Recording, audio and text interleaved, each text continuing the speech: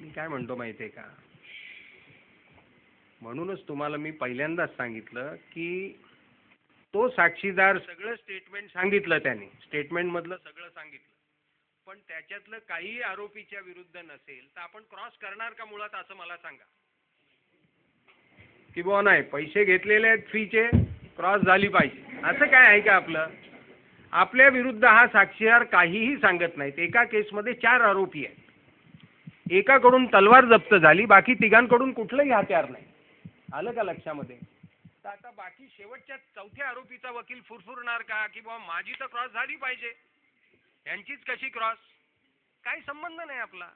आपल्या विरुद्ध सांगितलं असेल, cross is done to testify veracity, truthfulness, credibility of the witness. म्हणून तुम्हाला मी पण हे पण सांगितलं की साक्षीदार जे आहेत, पंच फॉर एक्झाम्पल, रिकव्हरीचे, डिस्कव्हरीचे, स्पॉटचे पंच जे आहेत, हे नेहमी येणारे आहेत. त्यांच्या तुम्ही लक्षात ठेवलं पाहिजे. अरुण माधव धनकर प्रत्येक केसमध्ये असतो. बोला. लास्ट पार्टिसिपंट राहतील याच्यानंतर कृपया असं, कारण की साहेबांना कोर्ट अटेंड करायचं ठाण्याला जाऊन. बोला.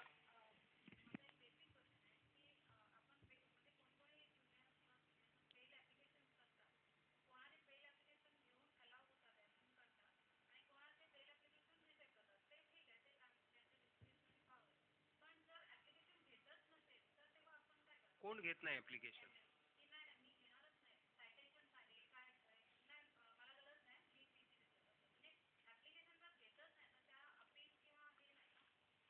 हे काय, ही प्रॅक्टिकल डिफिकल्टी आहे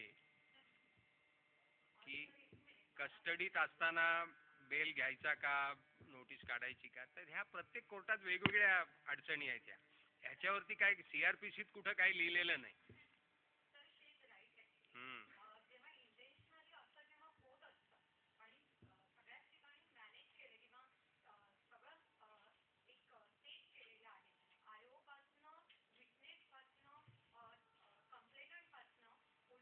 I have followed your question. आता हे काय, हे कुठल्या कायद्यात लिहिलेलं नाहीये किंवा ह्याच्यावर मी मार्गदर्शन करावं अशी परिस्थिती नाहीये.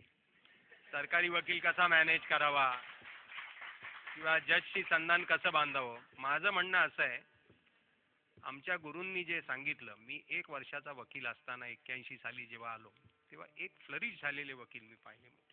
काय वकील, पोलिसांची सारखे फोन येतात त्यांना, मोबाईल नव्हता त्यावेळेला, पण त्यांचं पोलीस स्टेशनला जाणं, पार्ट्या करणं वगैरे पोलिसांबरोबर वगैरे, असा रुबाब असायचा.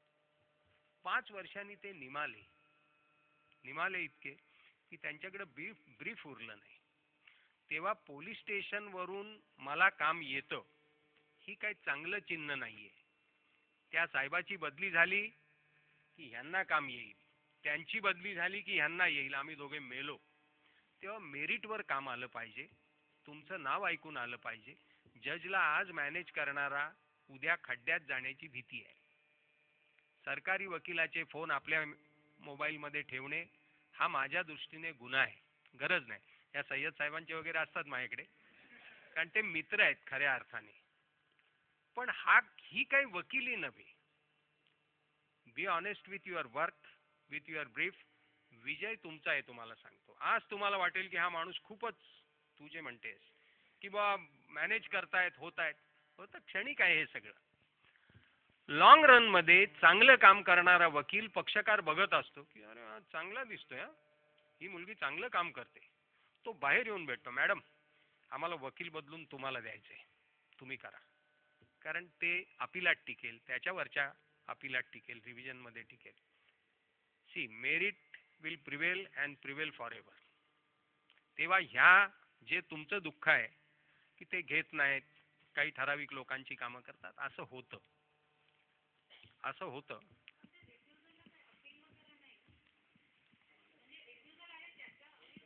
दुसऱ्या अप्पर कोर्टामध्ये तुम्ही बेल ऍप्लिकेशन दाखल करू शकता ना. Yes. Thank you all of you. Please please please. Thank you. आज दिवसभर आपलं सेशन हे क्रिमिनल संदर्भातलंच आहे. अनेक वक्ते आपल्या समोर आहेत.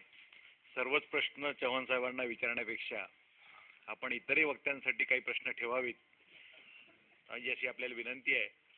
तर आता आपण 5 मिनिटाचा टी ब्रेक आपण घेणार आहोत आणि यानंतर नेक्स्ट सेशनचे वक्ते सुद्धा इथे आलेले आहेत. ते सर्वांना विनंती की 5 मिनिटांमध्ये यामध्ये 2 प्रमुख अतिथी आपण इथे बोलवलेले आहेत मार्गदर्शक म्हणून.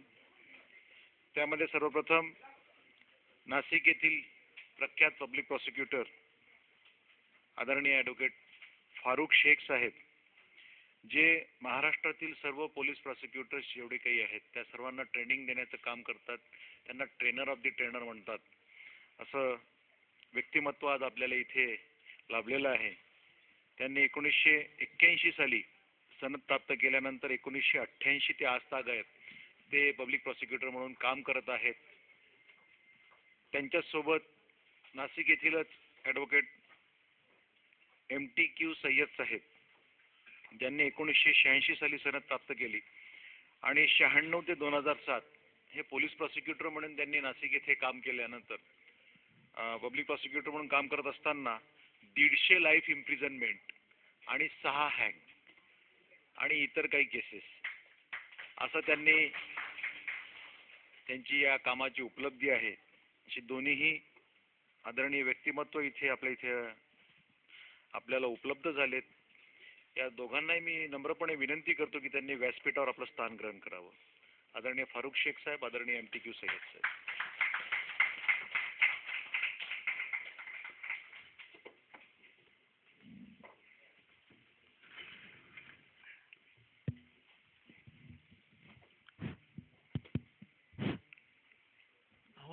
आवाज वाढत होता. नाही, एक मिनिट सर एक मिनिट. आदरणीय फारुख शेख साहेब, आपण इथं आलात. बार काउन्सिल ऑफ महाराष्ट्र आणि गोवातर्फे मी आपलं मनपूर्वक स्वागत करतो.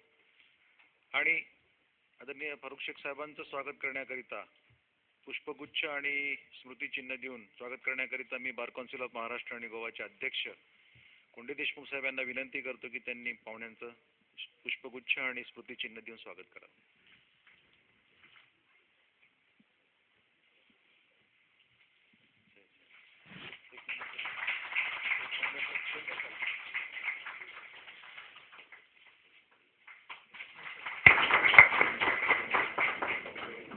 आपले दुसरे मार्गदर्शक आदरणीय MTQ सय्यद साहेब यांचं स्वागत उदय वारुंजीकर साहेब हे पुष्पगुच्छ आणि स्मृतिचिन्ह देऊन करतील अशी मी त्यांना विनंती करतो.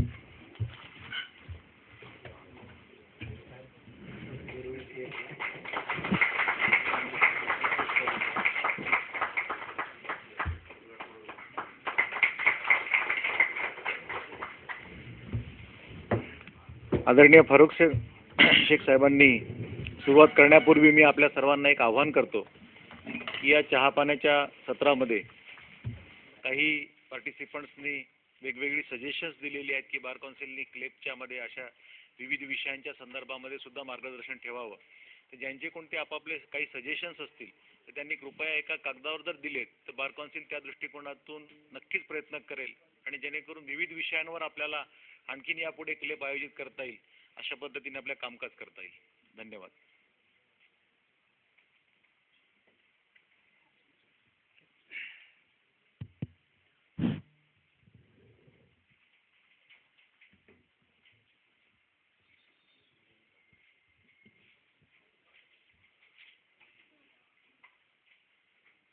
आता सय्यद साहेब मागे आवाज येतो, शेवटी येतो ना आवाज. आदरणीय अध्यक्ष bar council of Maharashtra and Goa Konde Deshmukh saheb, माजी चेअरमन जयंतराव जायभावे साहेब, मेंबर देशमुख साहेब आणि वाळंजीकर साहेब, आणि नागपूरचे स्पेशल प्रॉसिक्युटर गोवर्दीप साहेब, आणि माझे सहकारी बंधूंनो,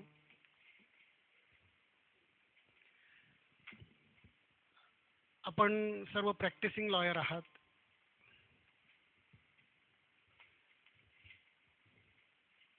सर्वांना वेगवेगळे अनुभव कोर्ट कामामध्ये आलेले आहेत, येत आहेत.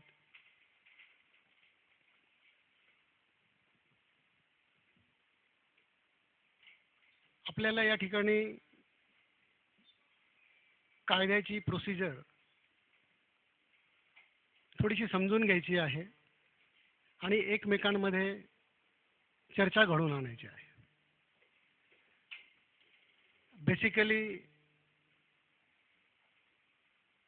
मी पण काही टीचर नाही किंवा काही मार्गदर्शक नाही.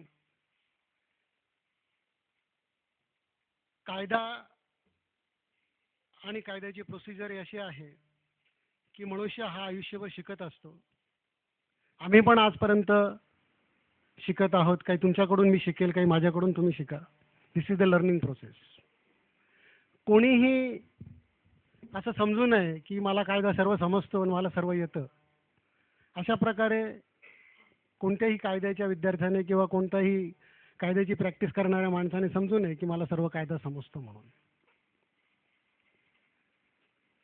आज आपल्याला जो टॉपिक आहे माझ्याकडे दिलेला किंवा सेक्शन 154 म्हणजे FIR आणि FIR आणि फ्रेमिंग ऑफ द चार्ज.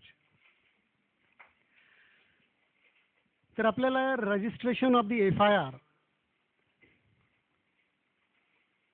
इथपासून the filing of the chargesheet and thereafter framing of the charge, म्हणजे कोर्ट ज्या वेळेला चार्ज फ्रेमिंग करेपर्यंत जातं, ही प्रोसिजर आपल्याला थोडीशी बघायची आहे.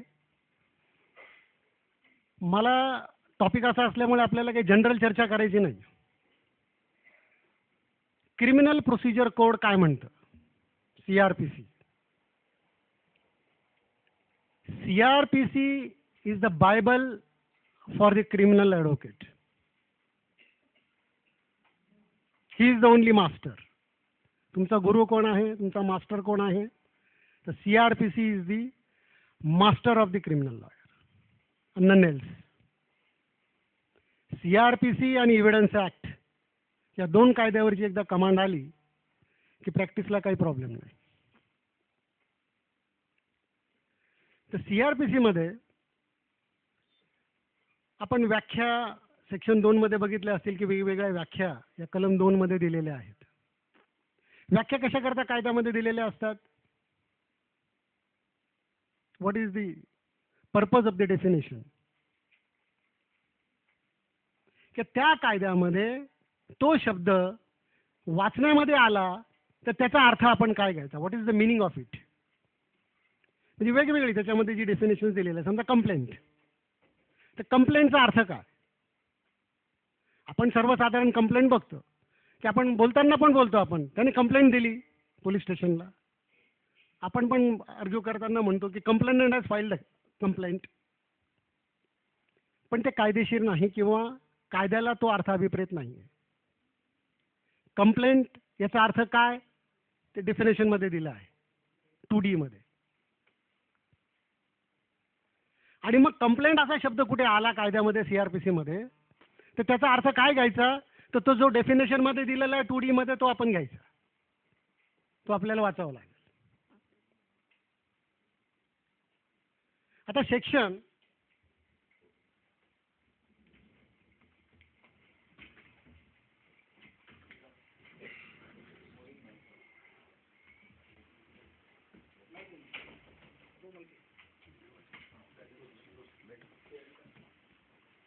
इन्व्हेस्टिगेशन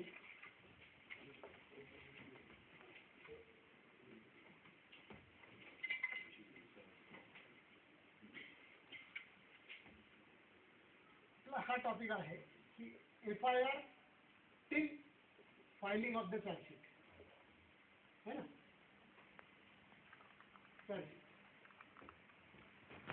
त्याच्यामध्ये इन्व्हेस्टिगेशन जे आहे ते कुठून सुरू होतं, तर सेक्शन 154 पासून सुरू होतं 173 पर्यंत investigation.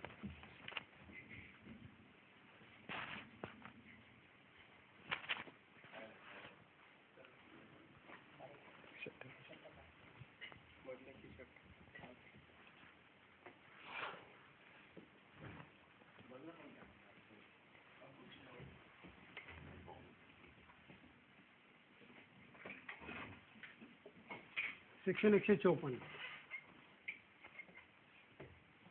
FIR first information report केव्हा दिला जातो, ज्या वेळेला कॉग्निझेबल ऑफेन्स असेल त्याच वेळेला फक्त 154चा FIR दिला जाईल in the case of the cognizable offence.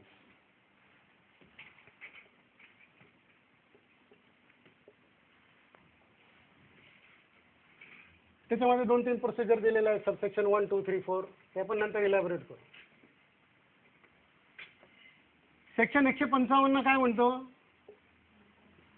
की ज्या वेळेला NC ऑफेन्स असेल त्यावेळेला पोलिसांनी अशा प्रकारचा NC ऑफेन्स नॉन कॉग्निझेबल हा त्यांच्या रजिस्टरमध्ये तो नोंदवून घ्यावा आणि त्याच्यानंतर त्यांना वाटलं तर 155(2) प्रमाणे कोर्टाची परवानगी घेऊन इन्व्हेस्टिगेशन करावं वगैरे वगैरे वगैरे ही पद्धत त्याच्यामध्ये सुरू झाली. सेक्शन 156 काय म्हणतो की प्रोसिजर म्हणजे इन्व्हेस्टिगेशन ऑफिसरला without permission of the magistrate investigate करायचा अधिकार आहे. 156(3) म्हणतो की मॅजिस्ट्रेटला पण त्यांना डायरेक्शन देता येईल की इन्व्हेस्टिगेट करा. सेक्शन 157 म्हणतो the procedure is laid down how the investigation is to be conducted.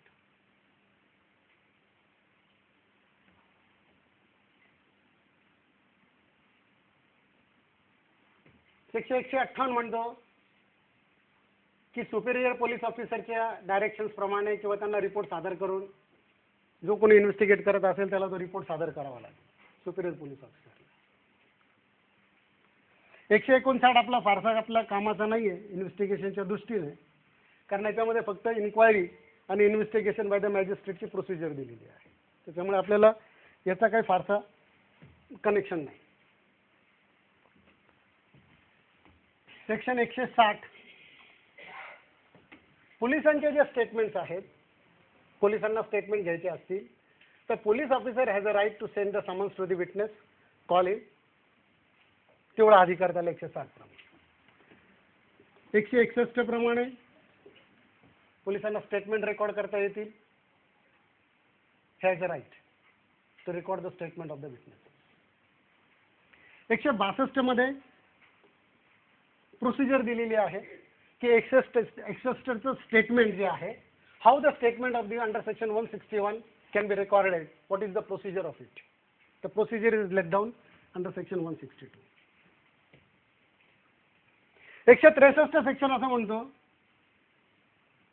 इंड्युसमेंट म्हणजे आपण जो सेक्शन 24 बघितला इंडियन एव्हिडन्स ऍक्टचा, तर तशा प्रकारचे जे इंड्युसमेंट आहेत ते देऊ नयेत इन्व्हेस्टिगेशन ऑफिसरने, अशा प्रकारचा आहे. त्याच्यामुळे त्याचं काही फारसा आपल्याला इन्व्हेस्टिगेशनमध्ये काही उपयोगाचं नाही होते. पण एक त्यांनी सेक्शन टाकून ठेवला तिथे किंवा इंड्युसमेंट अशा प्रकारे पोलीस अधिकाऱ्याने प्रलोभन वगैरे काही इन्व्हेस्टिगेशन करताना कोणाला देऊ नयेत. Section 164 confession and statements which is to be recorded under section 164. Section 165 search, police अधिकाऱ्याला कोणत्या ठिकाणी जाऊन त्या ठिकाणी जाऊन विदाउट वॉरंट त्याला सर्च करता येईल, झडती घेता येईल, काही जप्त करायचं असेल ते जप्त करता येईल. 166 काही फारसं महत्वाचं नाही आपल्या दृष्टीने, कारण 166 सेक्शन एवढाच आहे की 165 प्रमाणे अधिकार असणाऱ्या अधिकाऱ्याला त्याच्यापेक्षा खालच्या दर्जाच्या अधिकाऱ्याला, सबऑर्डिनेट ऑफिसरला अशा प्रकारचं सर्चिंग करायचं डेलिगेट करता येतील, तेवढ्या पुरतं आहे ते 166. 167 आपल्या दृष्टीने अत्यंत महत्त्वाचं section, production of the accused before the magistrate and thereafter what is the procedure is to be laid down. काय काय करायचं आहे, कसं कसं करायचं आहे. 168 आपल्याला फारसं महत्त्वाचं नाही आहे. 169 सेक्शन, इव्हिडन्स नसेल आरोपीला सोडून द्या, डिस्चार्ज करून टाका, त्या संबंधीचा अधिकार देणारा सेक्शन. आणि 170 सेक्शन, पोलीस म्हणजे ज्या वेळेला त्याच्या विरुद्ध पुरेसा पुरावा उपलब्ध असेल तर काय करायचं. या दोघांच्या दृष्टीने 173 प्रमाणे रिपोर्ट जाईल, फायनल रिपोर्ट. कायद्यामध्ये चार्जशीट असा शब्द कुठेही लिहिलेला नाही CRPC मध्ये. पोलीस रिपोर्ट और final report which is to be standard section 173 may be read with section 169, may be read with 160 170. 172 case diary करता आहे, त्याच्यामुळे ते फक्त केस डायरी पुरता संबंधित आहे. त्यांनी केस डायरी कशी मेंटेन करावी, काय करावं, केस डायरी कोणाला बघता येईल, कोणाला बघता येणार नाही, कधी बघता येईल, त्या पद्धतीप्रमाणे सेक्शन आपल्याला इथे इन्व्हेस्टिगेशनच्या बाबतीतले एवढे सेक्शन की 154 पासून इन्व्हेस्टिगेशन स्टार्ट होतो आणि 173 वरती इन्व्हेस्टिगेशन संपतं. आता आपण एक एक बघूया सेक्शन आणि मग 154 चे कनेक्शन्स कुठे आहेत ते आपण बघू.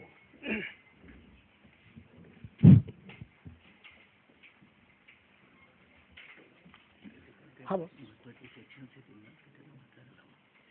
चालेल.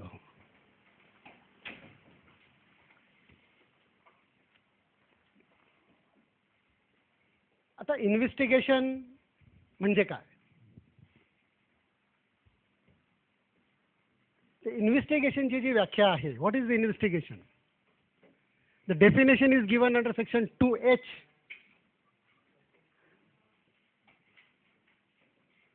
इन्व्हेस्टिगेशन म्हणजे काय, कलेक्शन ऑफ एव्हिडन्स, पुरावा गोळा करायचा, may be सर्कमटेन्शियल, may be direct.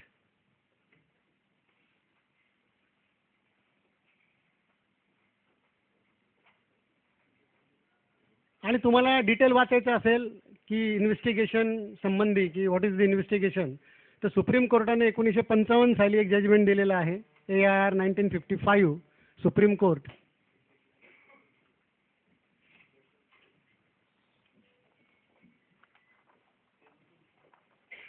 Page number 196. याच्यामध्ये तुम्हाला इलॅबोरेट मिळेल की व्हॉट इज द इन्व्हेस्टिगेशन, काय प्रोसिजर असते, कशा पद्धतीने पोलीस करतात, कलेक्शन ऑफ एव्हिडन्स कशा पद्धतीने होतो, ते तुम्हाला वाचता येईल. आता आपण 154 सेक्शनकडे जाऊया. FIR, first information report. First information report 154 subsection 1 says की कुठलीही खबर त्यांच्याकडे आल्यानंतर कॉग्निझेबल ऑफेन्स रिव्हील्ड होत असेल तर ती पोलीस स्टेशनने ओरली त्यांना सांगितल्यानंतर ती रायटिंगमध्ये त्यांनी लिहून घेतली पाहिजे. ती लिहून घेतल्यानंतर त्या फिर्यादीला ती वाचून दाखवली पाहिजे, इन्फॉर्मंटला. वाचून दाखवल्यानंतर त्याच्यावरती त्याची सही घेतली पाहिजे. हा झाला पहिला पार्ट. म्हणजे आपण जी केसमध्ये तुम्ही बघितले का, फिर्याद पोलीस घेताना तुमच्यापैकी बऱ्याच लोकांनी चालवले असेल केस नाही का, त्याच्यावरती हेडिंग लिहिलेलं असतं फिर्याद, है ना, आणि मग सर्व फिर्याद लिहून काढलेली असते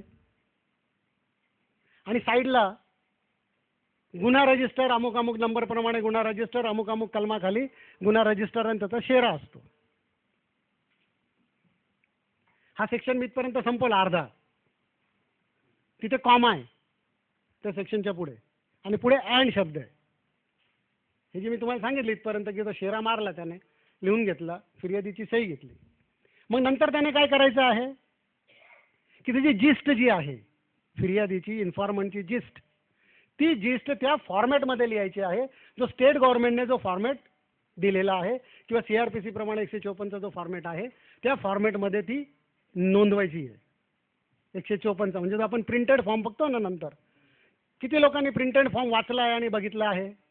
प्रिंटेड फॉर्म है ना, हा आडवा म्हणजे जो फॉर्म असतो FIRचा 154चा, कारण तो रजिस्टर मेंटेन, म्हणजे ती प्रोसिजर कशी आहे की पोलीस स्टेशनला ते 154चं रजिस्टर मेंटेन केलं जातं. त्या रजिस्टरमध्ये मग ते काय करतात, 3 कॉपीज असतात. एक कॉपी ते रजिस्टरलाच असते, एक कॉपी मॅजिस्ट्रेटकडे जाते आणि एक कॉपी ती चार्जशीटला लागून येते. तर अशा प्रकारच्या त्या 3 कॉपीज त्यांनी तयार करायच्या आहेत. त्याच्यामध्ये ती जिस्ट लिहायची आहे आणि तो फॉर्म भरायचा आहे. म्हणजे प्रूव्ह करताना किंवा डिफेन्स लॉयर म्हणून आपण काम करताना आपल्याला काय काय आता लक्ष द्यायचं आहे की FIR जी नोंदलेली आहे ती FIR त्या फॉर्मॅटमध्ये आहे की नाही ती प्रूव्ह करावी लागेल. प्रॉसिक्युशन ती प्रूव्ह करतं की नाही. आणि जी फिर्याद नोंदवून घेतलेली आहे, फिर्याद ज्याला नाव दिलेलं आहे, ॲक्च्युली ती प्रथम खबर आहे है ना. कायद्याच्या शब्दानुसार किंवा कायद्याच्या अर्थानुसार ती काय आहे, प्रथम खबर आहे. ती कंप्लेंट नाही, that is not the complaint. जर कोणी असा शब्द म्हणजे बोलताना बोलून गेलं तर मग ते चुकीचं होऊन जातं, कारण कायद्यामध्ये कंप्लेंट शब्दाचा अर्थ वेगळा आहे. ती कंप्लेंट नाही आहे, ती प्रथम खबर आहे. मग ती जी प्रथम खबर आहे ती 154च्या फॉर्मॅटमध्ये रिड्यूस इंटू रायटिंग केली त्यांनी नंतर परत, आणि त्याच्यामध्ये सबस्टन्स लिहिला जो काय असेल तो.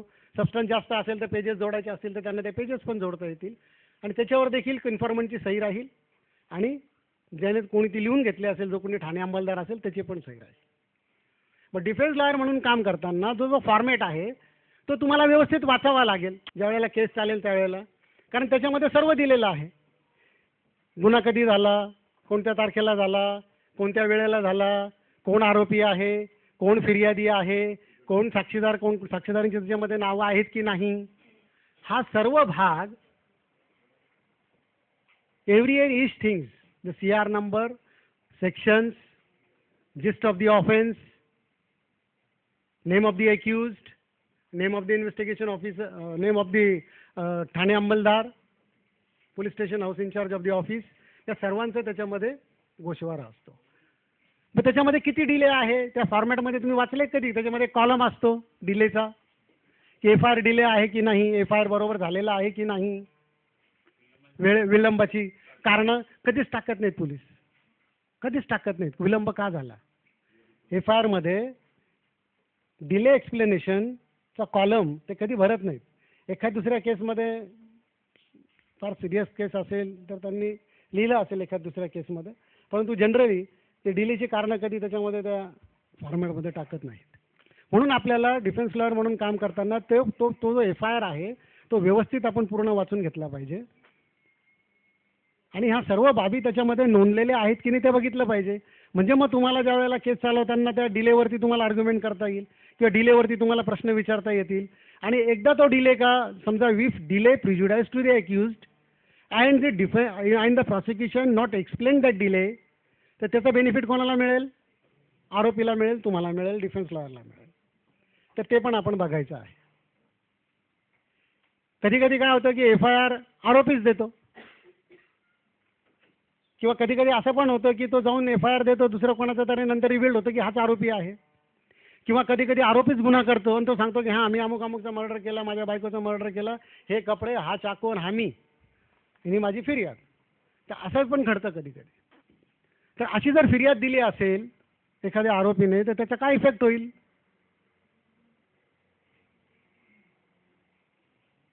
त्याचा यूज किती होईल नाही का, ते आपल्याला बघावं लागेल. आणि FIR कशा करता FIR आहे, साहेबांनी सांगितलं होतं, चव्हाण साहेबांनी, की FIR याच्याकरता की to set the criminal law in motion. म्हणजे की पोलीस अधिकाऱ्याने त्या गुन्ह्याचा तपास करावा आणि पुरावा गोळा करावा, या कारणास्तव FIRचं महत्त्व आहे. मग FIR तुम्हाला कोरोबोरेशनलाही वापरता येतो आणि कॉन्ट्राडिक्शनला पण वापरता येतो. For the purpose of contradiction and for purpose of the corroboration. Corroboration म्हणजे काय की पुष्टी द्यायची आहे. म्हणजे फिर्यादी जो सांगतो त्याला पुष्टीदायक पुरावा, कोरोबोरेटिव्ह इव्हिडन्स काही आहे का, ते करण्याकरता कोरोबोरेटिव्ह इव्हिडन्स फिर्यादीशी कनेक्ट करण्याकरता तुम्हाला वापरता येईल.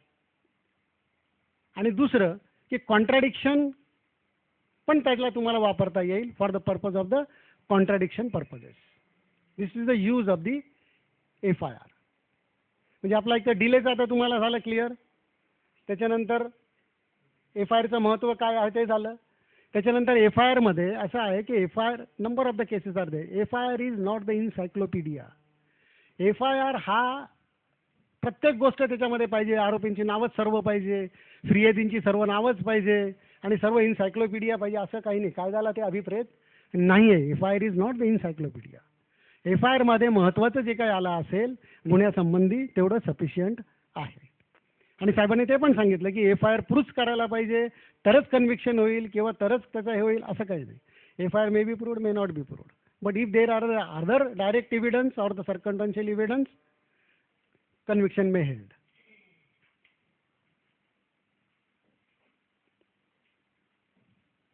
हा झाला पहिला भाग. FIR दुसरा भाग असं म्हणतो सबसेक्शन 2 की बा ही जी FIR ची कॉपी आहे ही कॉपी त्याला फ्री ऑफ कॉस्ट दिली पाहिजे फिर्यादीला.